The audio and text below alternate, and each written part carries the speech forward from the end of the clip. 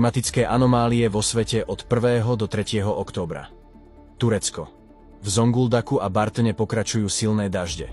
Krupobytie, prehánky a lokálne záplavy v oblasti Domanič. Rusko.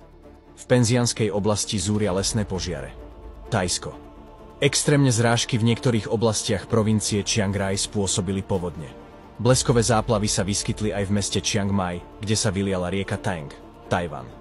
Tajfún Kraton priniesol ničivé vetry a dážď mestu Kaohsiung. Filipíny. Uvoľnenie popola pri sopke Taal. Mexiko. Južné oblasti Veracruz trpia silnými záplavami spôsobenými intenzívnymi zrážkami. Guatemala. Záplavy spôsobené silnými dažďami v obciach El Rosario, Champerico, Palín a Escuintla. Ekvádor. Dážď, silné krupobytie a záplavy zasiahli Quito a okolie len 8 dní po najhorších lesných požiaroch zaznamenaných v tejto oblasti za posledné roky. Zemetrasenie o sile 6,1 stupňa nastalo v Bantskom mori a v Tichom oceáne došlo k zemetraseniu s magnitúdou 6,6 stupňa. Slnečná erupcia triedy X905 z oblasti slnečných škvrn 3842. Podľa predbežných predpovedí sa cez víkend očakáva geomagnetická búrka.